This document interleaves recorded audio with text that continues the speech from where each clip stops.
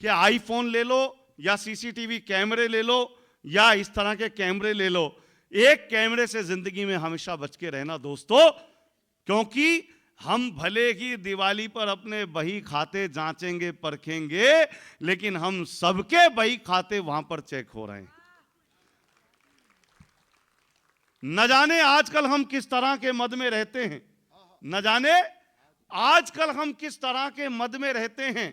हमारी सोच छोटी है, यूं आदम कद में रहते हैं। किसी का भी बुरा करने से पहले ये समझ लें बस कि हम हर पल खुदा के कैमरे की जद में रहते हैं, कि हम हर पल खुदा के कैमरे की जद में रहते हैं। तो आइए सुनिएगा कि मोटापे में अनाज से मैं कोशिश करता रहूंगा, प्रयास करता रहूंगा, कितना भी आवागमन होता रहे कोई फर्क नहीं पड़ता।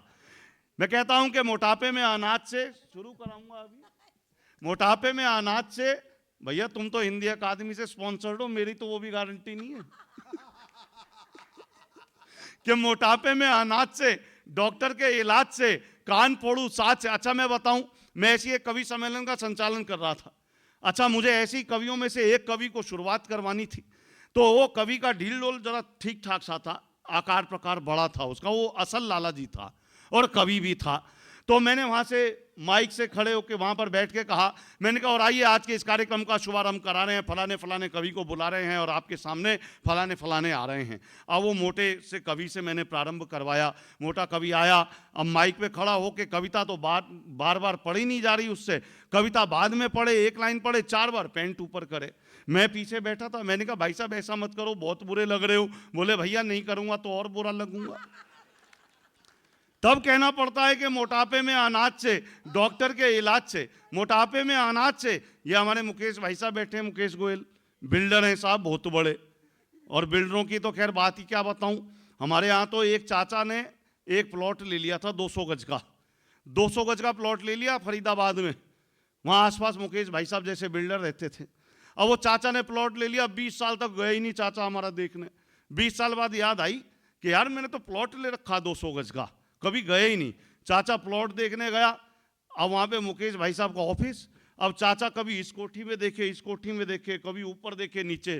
तो ये मुकेश भाई साहब बोले भैया चाचा क्या देख रहा है? बोले जी मेरा प्लॉट था यहाँ 200 गज का। तो इनका जवाब सुनना पूरा बढ़िया वाला, बोले देख ले किसी कोठी के नीचे ना आ गया हो। कि मोटापे में अनाज से, डॉक्टर के इलाज से, मोटापे में देखो तालियां घनीभूत करना, जब तक बजाओगे नहीं तब तक किसी को खर्च नहीं करूंगा कवि को मैं। कि मोटापे में अनाज से, डॉक्टर के, बेटा इसकी आवाज तेज कर दे और अपनी तरफ से कम ज्यादा मत कर, एक जगह सेट करके रख दे माइक वाले बस। कि मोटापे में अनाज से, डॉक्टर के इलाज से, कान फोड़ू साज से, मोटापे में अनाज से, डॉक्टर के इलाज से, कान फोड़ू साज से, शादी वाले दाज से, मुफ्त की मसाज से और जिंदगी में ब्याज से बचना जरूरी है। खुश रहने के लिए हंसना जरूरी है। और झूठी आन बान से, उधार के सामान से, कसैली जुबान से, खास मेहरबान से, बिगड़ी संतान से और आजकल चालान से बचना जरूरी है। खुश रहने के लिए हंसना जरूरी है। और बेसुरे आलाप से, किसी भी विलाप से, बेसुरे आलाप से, किसी भी विलाप से, गुस्से वाले ताप से, प्रेमिका के बाप से, पंचायती खाप से और भ्रूण हत्या पाप से बचना जरूरी है। खुश रहने के लिए हंसना जरूरी है, हंसना जरूरी है। तो आइए हंसी की बात करेंगे चिराग भाई, मैं और रसिक भाई, और शुद्ध कविताओं के साथ हमारी 3 जो शक्तियां यहां पर विराजमान हैं, उन्हीं में से मैं एक से प्रारंभ करवाना चाहता हूं। और मैं चाहता हूं कि पहली बार हमारे इस कार्यक्रम में देहरादून से पधारी मीरा नवेली जी से मैं शुभारंभ कराऊं, लेकिन उनको कहीं ऐसा नहीं लगना चाहिए कि बिजली ने मुस्कुराकर देखा, बादल ने अगवानी की, मैं प्यासी रह गई किसी ने बात ना पूछी पानी की। तो आइए उनको हम बड़ी शिद्दत से सुनते हैं, और मैं भी उनको आज भरपूर सुनूंगा। और आपको जहां भी अच्छा लगे, बार बार कहने की जरूरत ना पड़े, क्योंकि आप सुधी श्रोता हैं, अच्छा सुनते हैं, पढ़े लिखे लोग हैं, ऐसा मुझे पता चला। मतलब बताया मुझे मित्तल साहब ने कि ठीक ठाक लोग ही आ रहे हैं।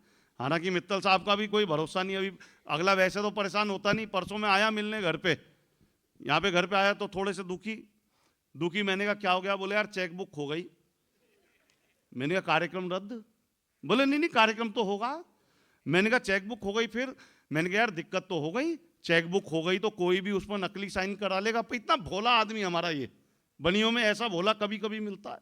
मैंने कहा भाई मित्तल जी चेक बुक हो गई, ये तो बड़ा कष्टकारी काम है, सच में कष्टकारी काम है, कोई भी नकली साइन करके पैसे निकाल लेगा। बोले नहीं दीपक भाई नकली साइन कोई कर ही नहीं सकता, मैंने सारे चेकों पे असली कर रखे हैं।